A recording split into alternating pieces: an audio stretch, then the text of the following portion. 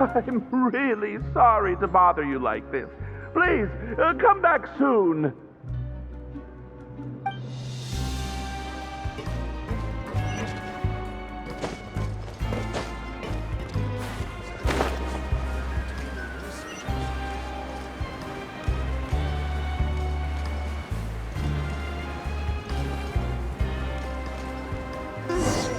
Paimon doesn't see anything here.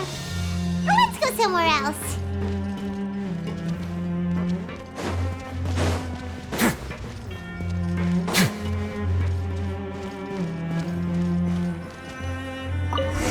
Just where is that thing? Oh, this is taking longer than Paimon thought.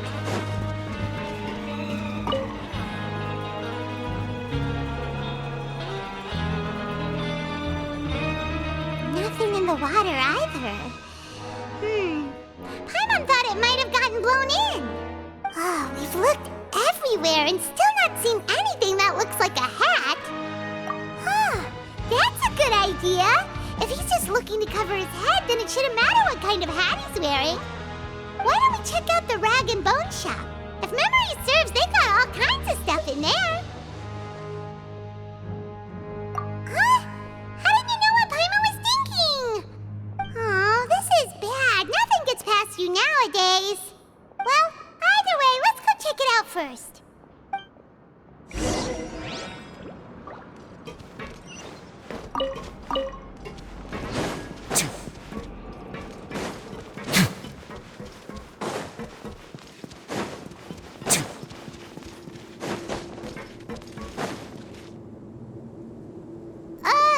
Paimon doesn't remember you being the boss. Well, I'm just standing in for Mr. Alvar while he's off restocking the shop. Now, just wait a sec. A blonde foreigner dressed all in white, accompanied by a glaze-covered flying chunk of gingerbread. Well, you must be the legendary traveler and their companion Paimon.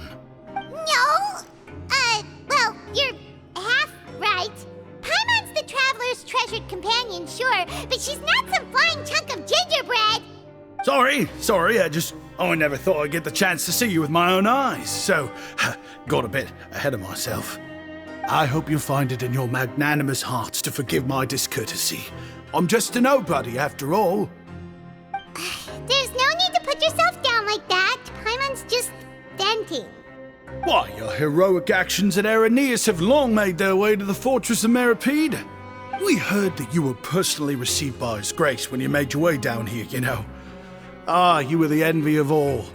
And you're one of His Grace's favorite people, so of course, everyone wants to be introduced to you.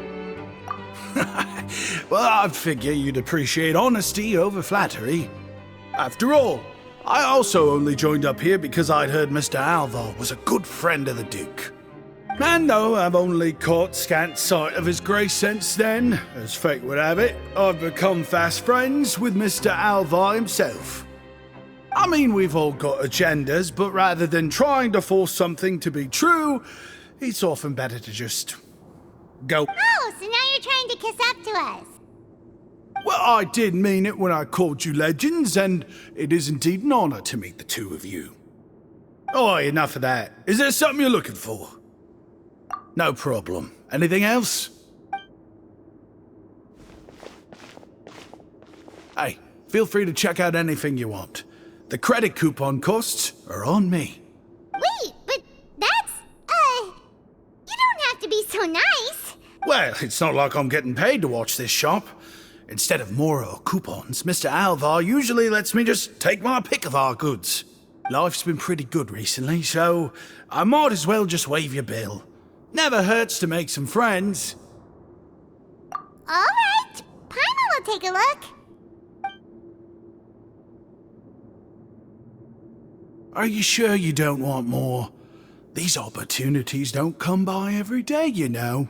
It's all right, two will do.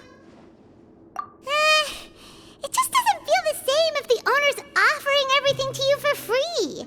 But anyway, we don't need to get into that right now. We can discuss Paimonology later. That poor guy must still be waiting for us.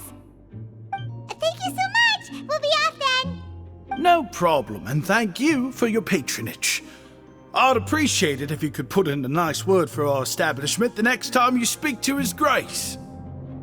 That's a real sneaky way of getting good reviews. We've been gone a while. Paimon hopes that guy in the box hasn't passed out from lack of air. Please come again, and don't forget to mention us to your Grace.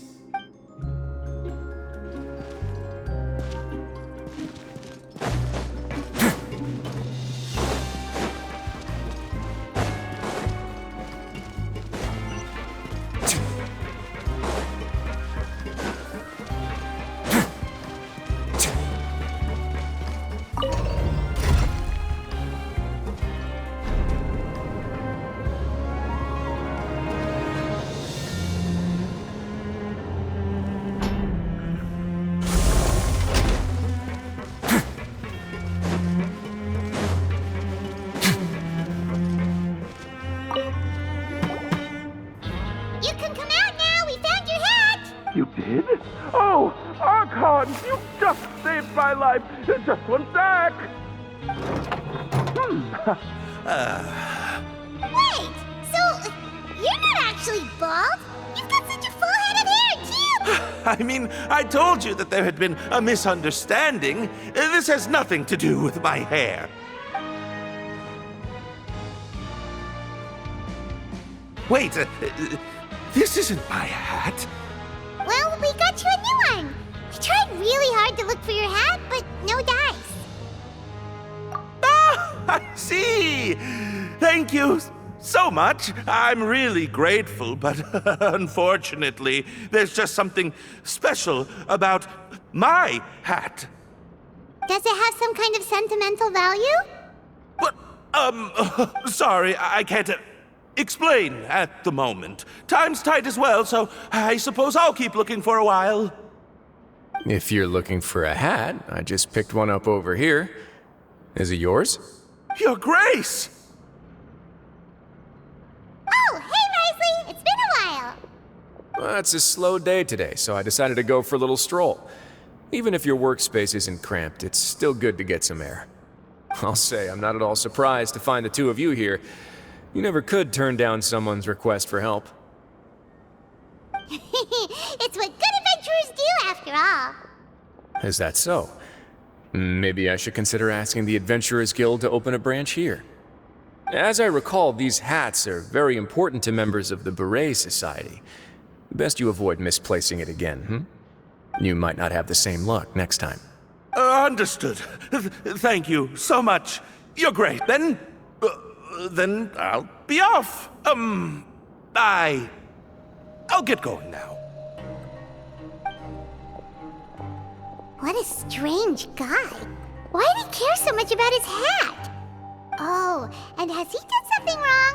When he saw you, it was as if he'd seen a ghost. Oh, not at all. In fact, members of the Beret Society are model prisoners. They work hard and never get into trouble. They've saved me a lot of work, in fact. As for him, I'd guess he's just more of an introvert. It's not unusual for the more shy prisoners to freak out when I show up unannounced. Huh? Shy? There are prisoners who are afraid to talk to people?